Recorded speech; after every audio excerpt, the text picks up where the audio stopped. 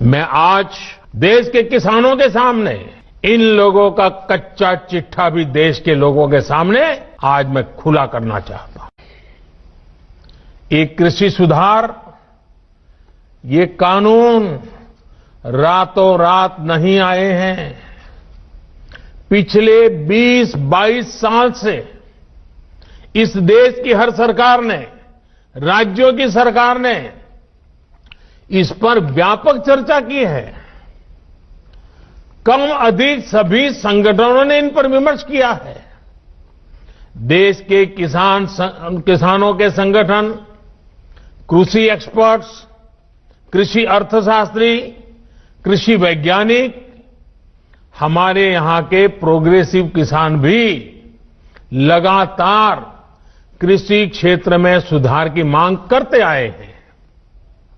सचमुच में तो देश के किसानों को उन लोगों से जवाब मांगना चाहिए जो पहले अपने घोषणा पत्र में इन सुधार करने की बात लिखते थे, वकालत करते थे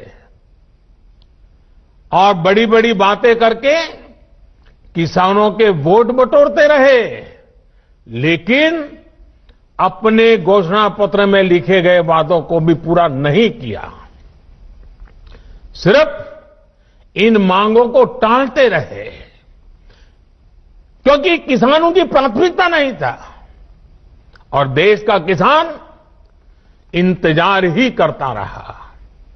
अगर आज देश के सभी राजनीतिक दलों के पुराने घोषणा पत्र देखे जाएं तो उनके पुराने बयान सुने जाएं, पहले जो देश की कृषि व्यवस्था संभाल रहे थे ऐसे महानुभावों की चिट्ठियां देखी जाए तो आज जो कृषि सुधार हुए हैं वो उनसे अलग नहीं है।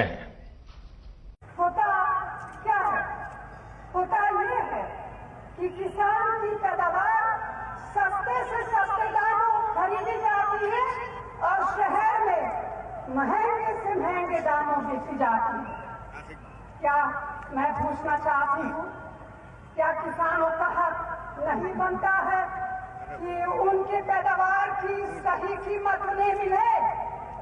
क्या शहर में आम इंसान का ये हक नहीं बनता है कि रोजमर्रा की जरूरत की चीजें उन्हें भी सही दाम पर मिले? ये कब संभव होगा? ये तभी संभव है जब किसान बिना किसी बिचौलिए के अपनी पैदावार सीधे शहर तक पहुंच सके। मगर ये अच्छा है, किसान के लिए अच्छा है। आज किसान को एक विकल्प देने की जरूरत है, जितना विकल्प दे सके उतना अच्छा है, खराब नहीं है किसान के लिए। आज किसान जब सीजन आता है तो अपना आलू 2 रुपए 1 रुपए किलो में बेचता है, उसके 3 महीने बाद अपना ही आलू भी 30 रुपए और 40 रुपए में खरीदने का मजबूर होता है। ऐसे टमाटर की बात है। अपनी ट्रॉली का डाल खोल के किसान सड़कों के ऊपर अपना आलू गिरने को मजबूर होता है, जो फोटो दिखा रहे थे पंजाब के जो सांसद हैं। ऐसे जो किसानों को जितना विकल्प दें वो उनके लिए बुरा नहीं हो सकता, विकल्प देने की आवश्यकता है। और कोई ये बाध्य नहीं है कि भाई इन्हीं को देना पड़ेगा। अगर मल्टी ब्रांड रिटेल का कोई एफडीआई के अंदर जो स्टोर है वो किसान को ज्यादा भाव देगा, किसान उसको देगा। कि देश का किसान बेवकूफ नहीं है, देश के किसान को मूर्ख ना समझिए। जो किसान को ज्यादा भाव देगा, किसान अपना फसल उसको देगा, किसी और को नहीं देगा। अगर आड़तिया देगा तो आड़ती को देखो, जो जिनको आपने किसान बोता है और बेचना जाता है तो उसके पास कोई मार्केट नहीं है, उसको मालूम नहीं किस मार्केट में जाना है। अगर मंडी जाता है तो 35 से 40% सामान खराब हो जाता है। और इस बीच में 8 लोग कमीशन एजेंट होते हैं, बीच में 8 कमीशन एजेंट बिचौलिए। और ये स्टडीज की गई हैं और मेरे पास आंकड़े हैं कि बेचारे किसान को 15 से 17%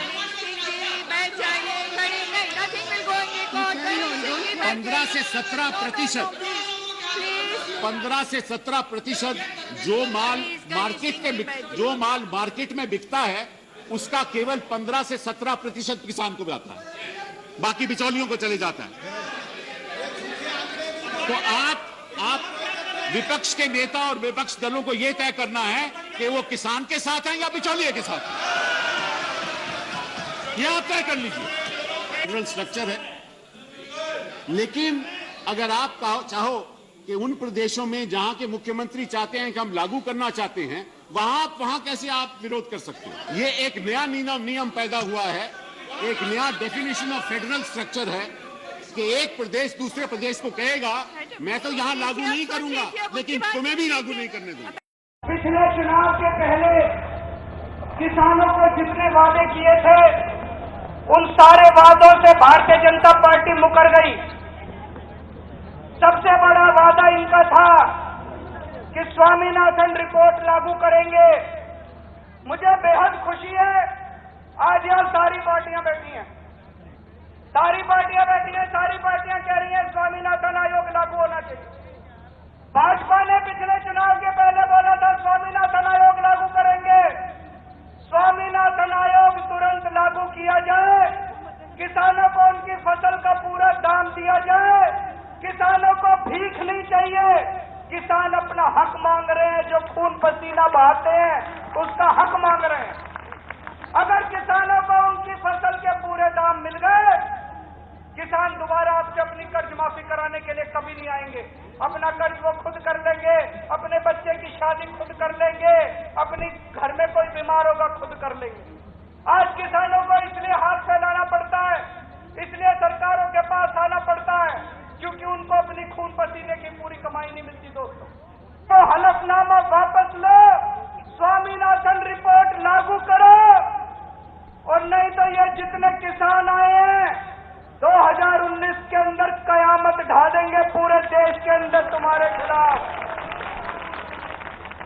ये भी पूछ रही हैं, पब्लिकली पूछ रही हैं, हमारे कृषि मंत्री टीवी इंटरव्यू में कह रहे हैं, मैं खुद बोल रहा हूं कि भाई आपको कानून में किस क्लॉज में क्या दिक्कत है बताइए। जो भी दिक्कत है वो आप बताइए। तो इन राजनीतिक दलों के पास कोई ठोस जवाब नहीं होता, और यही इन दलों की सच्चाई है। आज जो किसानों के नाम पर आंदोलन चलाने निकले हैं, जब उनको सरकार चलाने का या सरकार का हिस्सा बनने का मौका मिला था, उस समय इन लोगों ने क्या किया, ये देश को याद रखना जरूरी है। वही बातें इन कृषि सुधारों में की गई हैं। मुझे लगता है उनको पीड़ा इस बात से नहीं है कि कृषि कानूनों में सुधार क्यों हुआ, उनको तकलीफ इस बात में है कि जो काम हम कहते थे लेकिन कर नहीं पाते थे, वो मोदी ने कैसे किया, मोदी ने क्यों किया, मोदी को इसका क्रेडिट कैसे मिल जाए।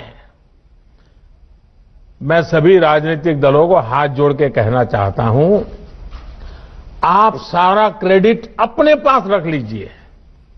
आपके सारे पुराने घोषणा पत्रों को ही मैं क्रेडिट देता हूं, मुझे क्रेडिट नहीं चाहिए। मुझे किसान के जीवन में आसानी चाहिए, समृद्धि चाहिए, किसानी में आधुनिकता चाहिए।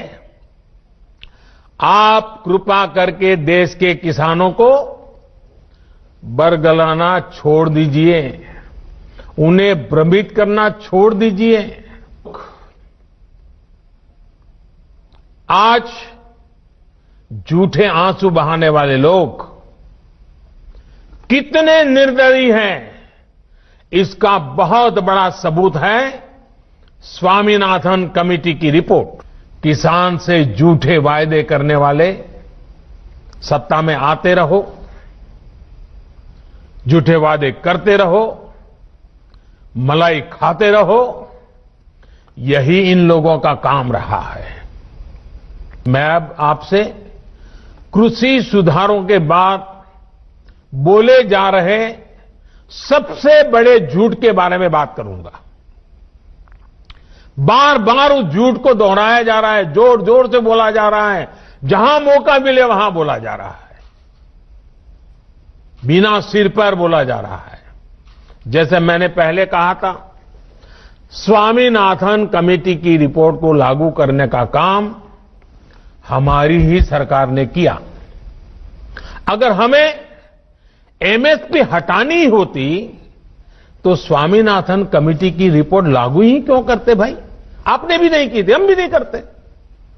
हमने तो ऐसा नहीं किया, हमने तो लागू की। दूसरा, ये हमारी सरकार एमएसपी को लेकर इतनी गंभीर है कि हर बार बुवाई से पहले एमएसपी की घोषणा करती है।